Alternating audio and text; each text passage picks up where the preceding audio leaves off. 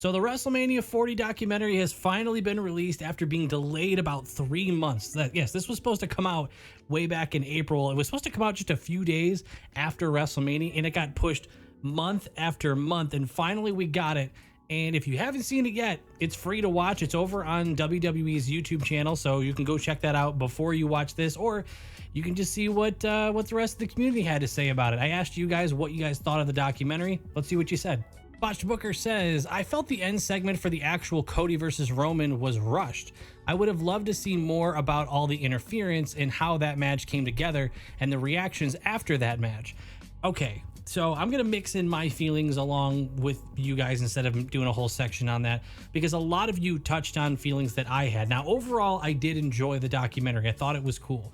But in reference to what you're talking about here, yeah, I'm with you. Even you can ask my fiance, even as we got to that last segment where we were getting into night 2 of WrestleMania 40, I turned to her and I said, oh man, I really hope we get to some behind the scenes on like The Undertaker and John Cena and those that interfered during that amazing match. But what it turned out to be was just it was really just a recap of the match. There really wasn't anything being revealed to us. We didn't learn really anything new about the actual in-ring moment, the actual match itself. It seems like the documentary was very heavily focused on the months, the year even leading up to WrestleMania. And yeah, once we got to the actual matches, it was just like, fast cuts and, hyper cuts of these actual matches. But I'm with you. I really wanted to see I would have loved to know the process of deciding to get The Undertaker, or communications with The Undertaker, or anything from The Undertaker about how it was to do that. Yeah, I guess that's kind of what you get when that ended up being only an hour documentary. And the other thing for me was the reactions afterwards. You're mentioning Roman. I really would have loved to get a little bit more of the feel of the wrestlers that were involved after they had actually pulled off the match. Wrestling Universe says it felt a bit too focused on Cody's story. Could have gotten more insights on Seth's health around that time, Roman's side of the perspective, or maybe even some other wrestlers on the cards as well. It's WrestleMania 40 behind the curtain after all, not just Road to WrestleMania for Cody. That's another completely fair take. This was definitely advertised as a look at the entire buildup for WrestleMania 40, and you are 100% right. This really did end up just being a documentary on, honestly, the whole documentary really only feels like it exists because of the We Want Cody movement. I think if that doesn't happen, this documentary doesn't even exist. It was the main focal point of almost the entire thing. It had the largest ongoing segment, and everything else felt so touched on. Yeah, I'm completely with you. I would have loved to hear about Seth. You did get a little bit of an interview, a little bit about Seth, but if you really think about it, almost everything we heard from Seth, Roman, and a few others that we hadn't already heard, most of it we had already heard, and it was in the previews for this documentary that really just shows how little they actually gave to Seth and a few others, like especially Roman. I think the few times we got him talking to the camera, it was almost 100% clips that we had already seen in the buildup and the hype for this video. So yeah, that part was pretty disappointing. It really did end up just being Cody's road to WrestleMania. If you didn't know, by the way, I do have a Patreon. There's free content there. There's also paid content, but you can just check out the free content and see if the paid content might be for you. But anyway, back to the video. Maybe Caleb says, it definitely should have had more footage. For being delayed almost 3 months, it didn't feel like we got enough for the long wait. It feels like it was delayed only for The Rock to make himself look good by saying the pivot was his idea. I mostly agree with you. I didn't really pick up on the Rock claiming it was his idea. It really felt like it was him. I forget his name, but there was a clip of him walking with someone out of an arena.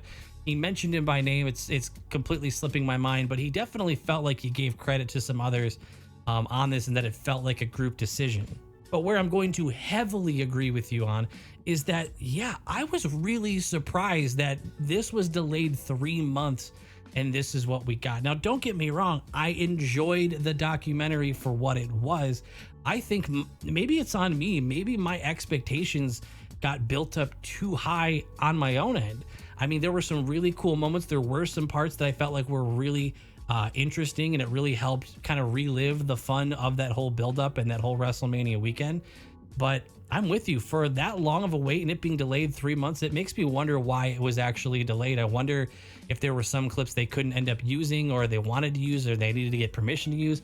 I don't know. That I really thought we would have gotten more. When it ended up when the credits were rolling after 1 hour, I was pretty shocked. John the First says, it's too early for them to be coming out with this. Kayfabe is dead now, but at least try and protect it a little bit. The angle has just been finished. Why are they exposing it right off the bat?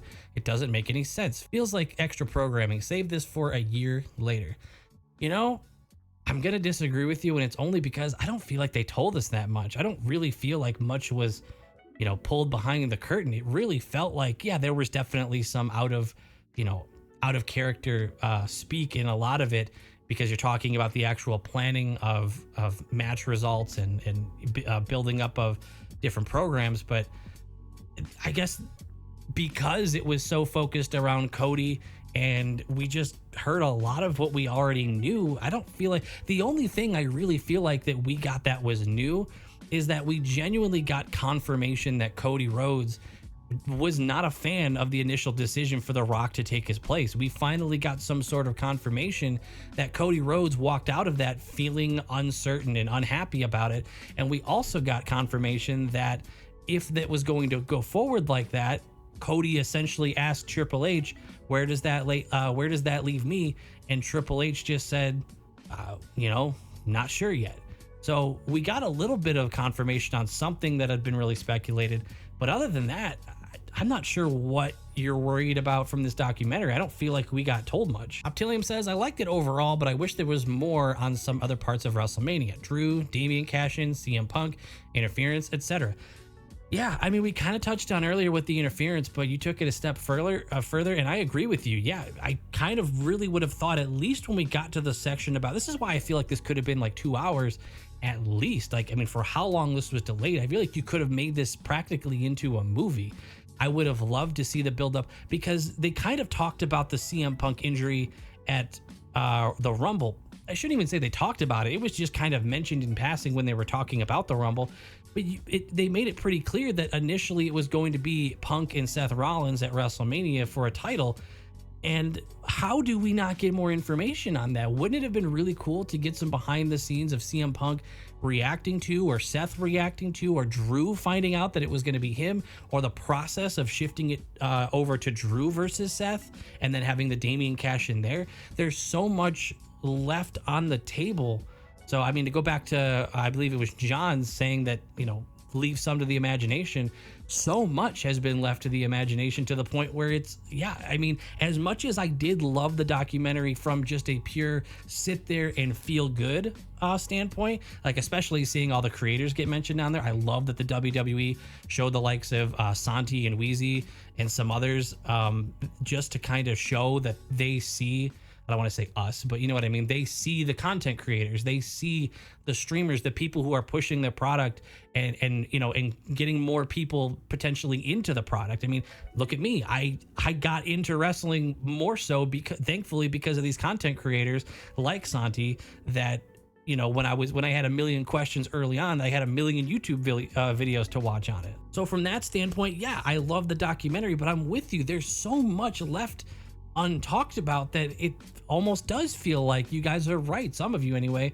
It feels like this could have been something that comes out in a year or two, when they could have made this into a movie and touched on a lot of stuff that apparently they just don't want to talk about yet. The Sebastian says, I thought it was very unnecessary, practically a recap of what happened with very little info that we didn't know. Seemed more like a Rock ego piece. Make him seem like I was gracious enough to step aside when everyone on Earth wanted me to. I'll say this. I don't know enough about The Rock to know how fair that take is. So I'm not really going to say whether I agree or disagree with you. I will say that if he is known as a person who would do something like that, you could be onto something. You could make the argument that that whole documentary was kind of based around letting everyone know that we heard you and we were gracious enough to do this for you. You could make that argument. I didn't feel that while I was watching it. That's only something I even thought of when you guys started telling me. By the way, I posted these on the question on Twitter and YouTube. So if you want to be in one of these videos in the future, well, there you go. But when you guys were saying stuff like this, that was the first time I had thought of it. So I didn't have that thought independently, but you guys might know The Rock better than me. I mean, you probably do. You should at this point. This promotion, this build up for WrestleMania 40 was the only history that I have of watching The Rock, other than maybe a few clips that maybe, I don't know, went viral or were super popular back in the day. Guy Under the Pillow says it wasn't worth the wait. It didn't really tell us anything we didn't already know, aside from one or two things, which even the revelation of those pieces of information was underwhelming. It also leaned too heavily on The Rock and not enough on Roman, Cody, etc., and their opinions on certain things. But I guess we'd get more of Cody's opinion once part 2 of his documentary airs on Peacock. I didn't know there was a part 2 coming. If that's true, that's awesome. I included this one because I know it really kind of retells a lot of what the last person said, but it mentions a part that I really want to talk about, and that's the part that I was the most excited about when watching this documentary. Was the main thing that I didn't end up getting. There was one thing that I was looking forward to as a big fan of Roman. I know my fiance, who's a mega fan of Roman, was looking forward to, was the moment after he had lost the title, the moment after Cody won. They did show the clip of Roman hugging Paul Heyman on the stage again, and honestly, that's a very emotional moment, and it's very touching, and I do love looking back and seeing that. It's a very human moment from Roman, whether it be his character or him. It was a really cool moment to see, and I was really kind of hoping that we would see some sort of a backstage interaction. I'm not saying it needs to be him not being himself or breaking his character a bunch, but I think I would have loved to see a little bit more face-to-face time of Paul Heyman and Roman Reigns kind of sharing that post-match moment. I think that's what I was itching for, a little bit of closure, just to see how he felt after that match. And maybe I wouldn't get that closure. Maybe he stormed out. I don't know. There was a previous interview where Cody said that when he went backstage, Roman just wasn't there. So who knows? I don't know what Roman did after there, and I was kind of hoping to get that answer from this documentary. But all in all, and I'm sorry I don't have the comment handy, I did see it when I was looking through these comments. Somebody did mention that one reason they didn't really want to see that from Roman backstage is because his storyline is still active. He's still technically heel Roman. He is that guy, and him peeling that back and breaking that character right now while we're still exploring that, it could be bad for the character. It could kind of mess up his mystique that he has right now, where he went into disappearance and he's just not here right now, and we're all wondering when he might come back.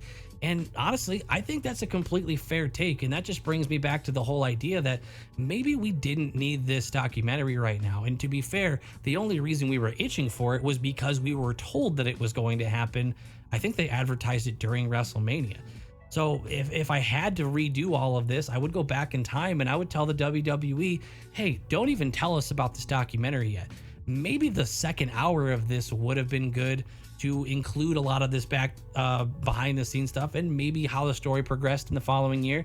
I don't know. Or maybe just keep it as a WrestleMania 40 thing, but then if you show it to us a year or two later, or whenever it feels like this storyline has finished, then it would feel like a great time to just completely open up the door and let us peek behind the curtain completely, instead of just giving us what was essentially a highlight reel of WrestleMania 40 with, don't get me wrong, a lot of cool and goosebump inducing moments along the way. All in all, videos like this really do get me excited. I'm the kind of wrestling fan that loves to go back, rewatch, and even almost tear up watching certain moments again because I remember how they made me feel. So I am thankful that the WWE and whoever worked on this put this together. It was very enjoyable. Did I want more? Was I expecting more? Yeah. But who am I to say what should be in a documentary? As far as I know, that's how they all go. I'm so new to the point where the only other documentary I've really seen is the Roman Reigns one that came out around WrestleMania, and the Cody Rhodes one that came out a year or so ago. So those are the two documentaries that I was kind of comparing it to, and maybe that's on me. Maybe comparing a YouTube documentary to, I forget what channel Roman's was on, and then the Peacock one for Cody. Maybe that was an unfair comparison on my part. So And this is where I'll throw it to you. I would love to know what your thoughts were on the documentary. What were you hoping to see? What did you not see that you wanted? Was that just enough? Maybe you didn't want to see too much behind the curtain. Don't forget, if you haven't seen it yet, the video is over on the WWE YouTube channel, which it's crazy that you watched through this whole video before watching it, but I highly recommend, if you're a big fan of wrestling, if you enjoyed WrestleMania 40, even if it's not everything you're hoping it to be, I think you'll enjoy watching that documentary, so go check it out. I appreciate you watching. Thank you so much to the patrons flying up the screen right now. I could not be doing this without you guys. I appreciate your time. I will see you guys in the next one.